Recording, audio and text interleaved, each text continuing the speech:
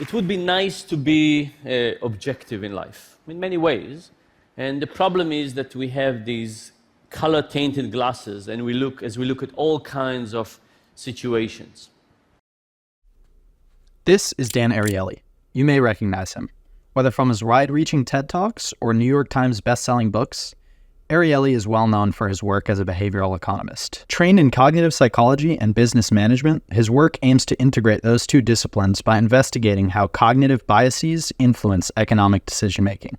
His books present interesting and unintuitive findings about human behavior, tied up into neat, digestible narratives. Ariely's groundbreaking research and stellar dissemination of that research, through book releases, TED Talks, and press appearances, have catapulted him to stardom. With newfound respect from scholars and business leaders, he co-founded a number of companies, including an investment research firm and 2 consulting firms. Ariely's nearly 30-year career as a scholar and entrepreneur has been an exceptional success by all accounts.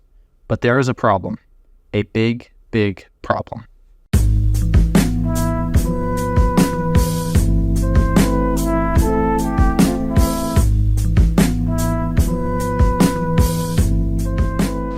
In August of 2021, an anonymous team of researchers posted evidence of fraud in one of Ariely's papers to an online blog. The results of the paper, which had already failed to replicate in 6 studies, was a key insight of one of Ariely's best-selling books. One study in the paper was conducted at an auto insurance company in the southeastern United States. In this study, which Ariely supervised, policyholders were asked to report the odometer readings of their insured vehicles. The difference of their reported odometer reading and the odometer readings from the beginning of the policy indicated reported miles driven. In the experimental condition, participants were to sign a pledge of honesty at the top of the page before reporting their miles driven. In the other condition, they were to sign at the bottom of the page after reporting. The researchers observed a large statistically significant difference between the conditions in the reported miles driven. Because the policyholders were randomly assigned to conditions, the researchers could infer that those who had signed at the top of the page were less likely to underreport their miles driven. That's quite a mouthful, but the takeaway is, signing at the top promotes honesty. It's a pretty interesting result, and it suggests a very cheap and easy way to get more honest responses in self-reporting. So, what's the big issue? Well, when looking at the raw data, you can see that the reported miles driven fit a uniform distribution. This is, to put it lightly, really, really weird. It suggests that just as many people drove 40,000 miles, as drove 20,000 miles, as drove 10,000, as drove 1,000, as drove 500. And so on. Miles driven would generally follow a normal distribution. Take a look at odometer readings from Britain in 2010. It's a bell curve. Now look at the miles driven from the experimental data. Barring outright fabrication, there's no plausible explanation for this. These values suggest the data was generated. But that's not all. According to the data, respondents also didn't round their odometer readings when reporting. Note that most of these people were likely not looking at their odometers while reporting. They were giving a rough figure. Take a look. Here's the odometer readings on file for the policyholders, and here's the reported odometer readings at the end. For the reported values, there was absolutely no rounding. This implies that a customer was equally likely to report an odometer reading of 17,498 miles as to report a reading of 17,500. Unfortunately, it gets worse. For the baseline odometer readings of the first car on each policy, there are values in 2 different fonts, 6,744 values in Calibri and 6,744 values in Cambria. This could be a weird formatting error, but when you look deeper, you see that each policy of a different font has a corresponding policy in which every car is within 1,000 miles. This suggests that the values in Cambria were generated in Excel by adding a random number between 1 and 1,000 to each car's miles from the policy in Calibri. Wow. So the data in this study about preventing insurance fraud is fraudulent itself. In a comment to the writers of the blog, Ariely stated that he agrees with the conclusion of the post. In other words, the data were fabricated. Despite this concession, he maintained that the insurance company handled the data independently and sent it to him. Ariely admits he did not test the data for irregularities, and after this painful lesson, he'll start doing it regularly. His statement hasn't convinced me. After all, he did sign at the bottom. The statement also contradicts some of the evidence. The metadata of the Excel file indicates that Ariely had created it, and was the last to edit it before sending it to his co-author Nina Mazar. The wealth of evidence for fraud resulted in controversy, but there was never any formal action from Duke. Just 2 years later, another researcher was found guilty of fabricating data in the same paper in a different study.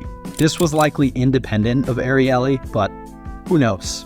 Also, while I was editing this video, NPR released a bombshell. They spoke to the insurance company which collaborated with Ariely on this study, and after running their own in-house replication with the data they provided in 2008, they found no statistically significant difference between the two conditions. They also confirmed that while Ariely's paper reported data on over 13,000 policies and 20,000 vehicles, they only provided data which included 3,700 policies and 6,000 vehicles. They stated with clarity that the data was manipulated and supplemented by synthesized or fabricated data. Unfortunately, this was not the first time Ariely had been under fire for research practices. In Chapter 10 of Predictably Irrational, Ariely's most influential book, he mentions an experiment he'd conducted in which he administered shocks to participants to measure the effectiveness of placebos at different price points. While at MIT, Ariely had already published similar research, finding that participants who thought their placebo costed more experienced less pain. But this time, Ariely was administering shocks to his participants, and he had not requested IRB approval from the university. This is a huge no-no for any experiment with human subjects, much less one that purposefully inflicts pain upon them. The experiment was suspended and eventually approved, with Ariely being replaced as the primary investigator and being suspended from conducting experiments. Not long after, Ariely left MIT for Duke University. In 2008, Ariely and co-authors published a very influential paper which found that moral reminders before completing a task promoted honest self-reporting of task performance. This one is quite similar to the car insurance study, and both served as the scientific scaffolding of Ariely's bestseller, The Honest Truth About Dishonesty. So we got people to the lab and we said, we have 2 tasks for you today. First, we asked half the people to recall either 10 books they read in high school or to recall the 10 commandments. And then we tempted them with cheating. Turns out the people who tried to recall the 10 commandments, and in our sample nobody could recall the 10 commandments, but those people who tried to recall the 10 commandments, given the opportunity to cheat, did not cheat at all. The moment people thought about trying to recall the 10 commandments, they stopped cheating. Great! Sounds like another interesting and impactful finding. One that certainly demands a few chapters in Ariely's book, and would likely even be of use to his many consulting clients. So, what's the problem this time? A replication report published in 2018 reviewed 19 replication attempts of the original study. They found an average effect size of 0.11. This is pretty small, at least relative to the original effect, and it's in the opposite direction. Coincidentally, of the 20 total experiments, Ariely's had the greatest effect size by a large margin. So, not great evidence for Ariely's findings. But hey, at least the data were not completely fabricated. Well, not so fast. It turns out no one knows where the experiment was run and where the data came from. All 3 authors do not recall where they got the data, or who helped them collect it. Ariely has claimed that a UCLA professor helped conduct the experiment, but according to emails posted on econjobmarketrumors.com in June 2023, she has absolutely no recollection of running the experiment or working with Ariely at all. Here are some of the emails.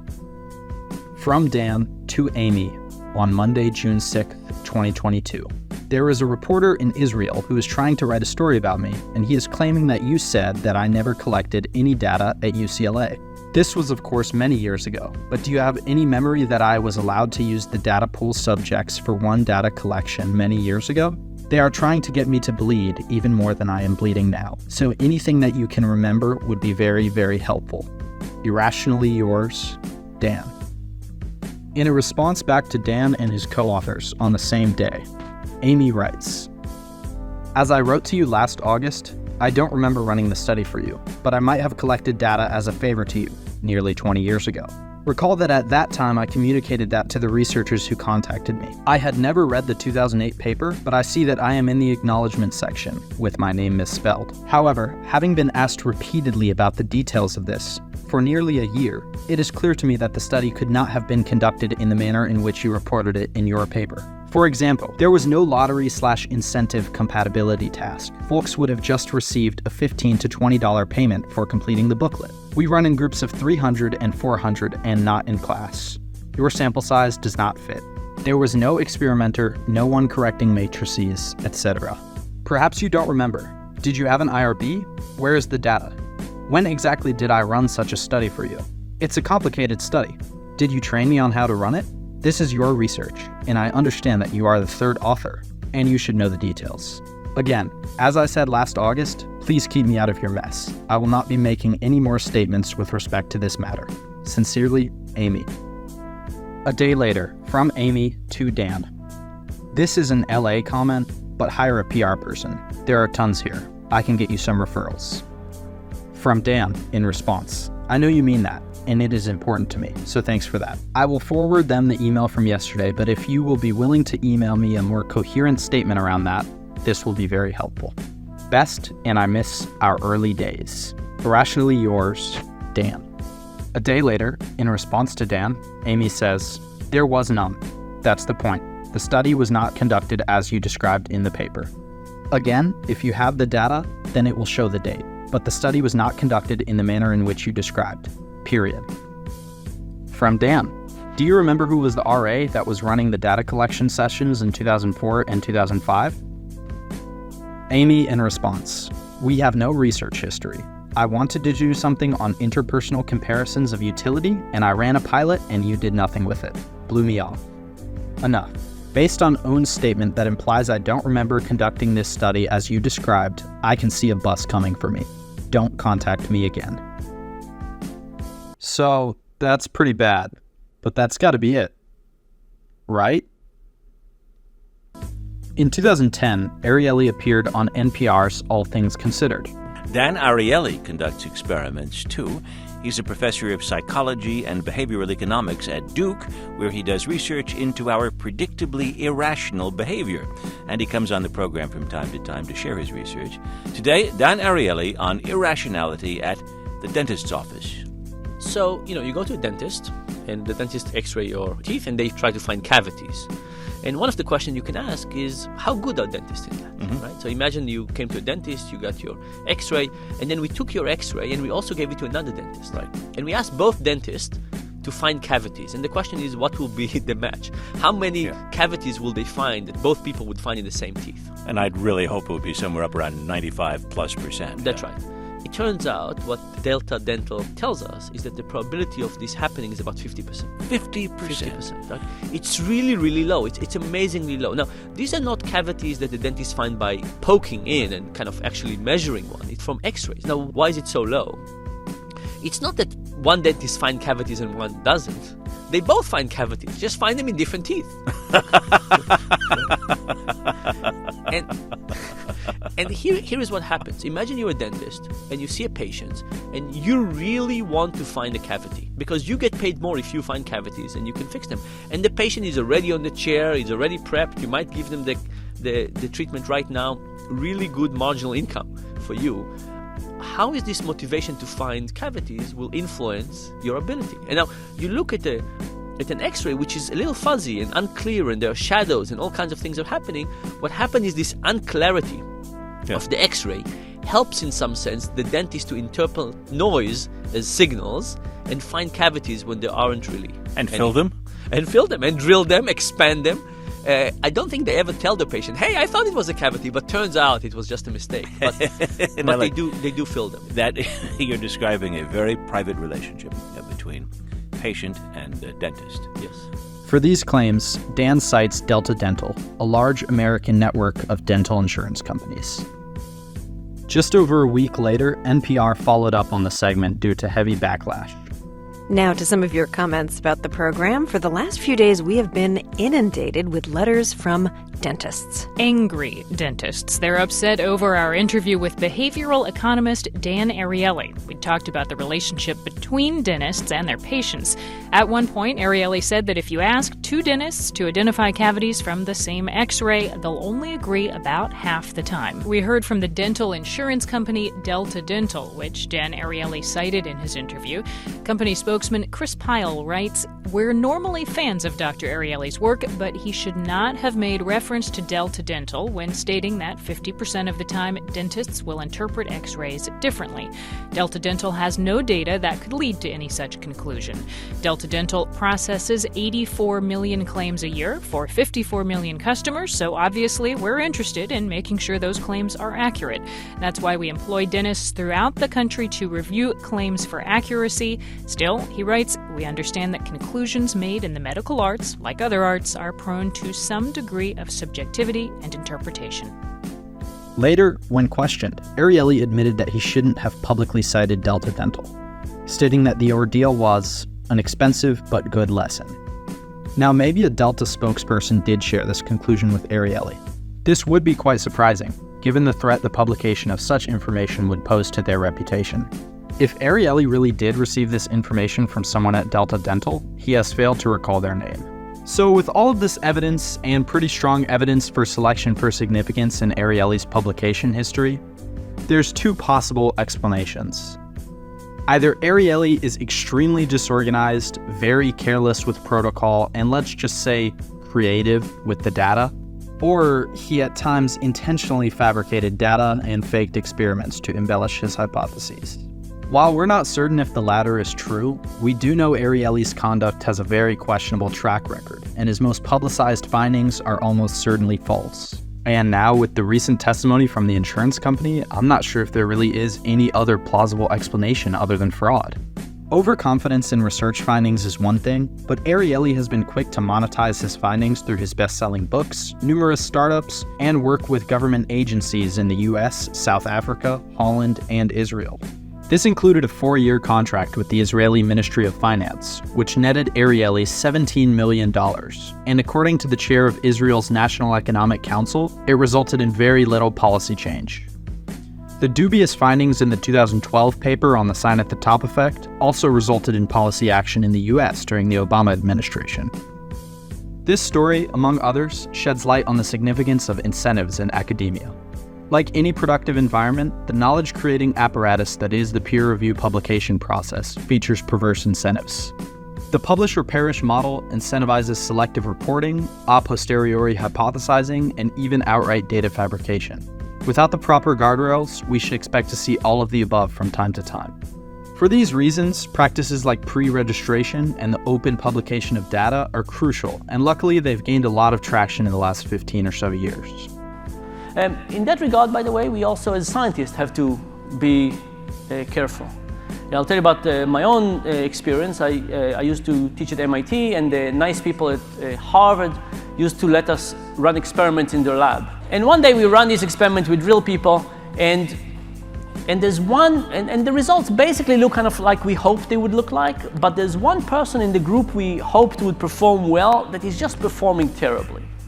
And we look at the data, and there's like one person who's just pulling the mean down. It was a group-based experiment. It was just like terrible data point.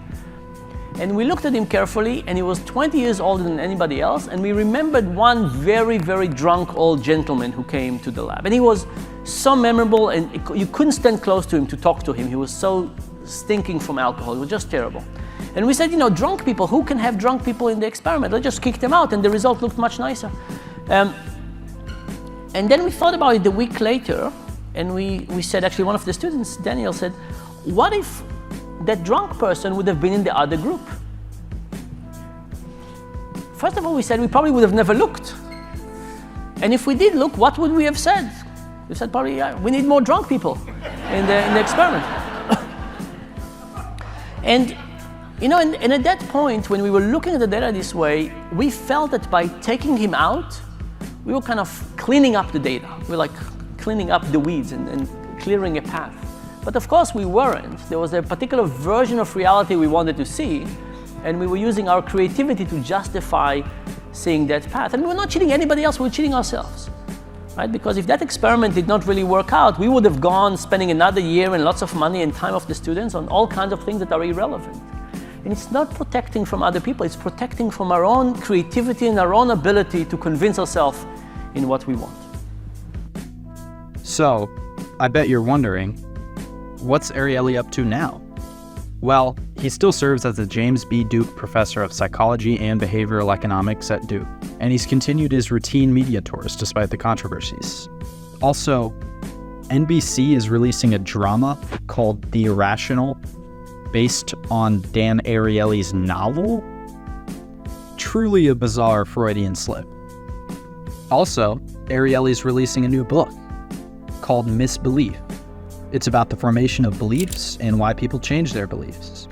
I don't really know how to close this video, but I do want to make it clear that I kind of wanted to believe Ariely. I looked up to him, I found his research highly interesting and compelling, and for these reasons I wanted to believe his work was rock solid. But unfortunately, the facts don't allow for that. If we're being honest, there's much more evidence for fraud than for the existence of the 10 Commandments effect, or the sign at the top effect, or whatever behavioral implementation Ariely is trying to sell you. So, the next time you watch a TED Talk, particularly about a new interesting finding in psychology or social science, take it with a grain of salt. At least in psychology, findings that don't replicate are much more likely to attract media attention. This is not to say that we should disregard entire disciplines or that fraud is the norm in these contexts. Psychology has helped us solve real problems in the past, and it will continue to teach us more about ourselves. And luckily, though in this case it took nearly 10 years, so long as there are enough honest replication attempts, we should expect all fabricated findings to be falsified in due time.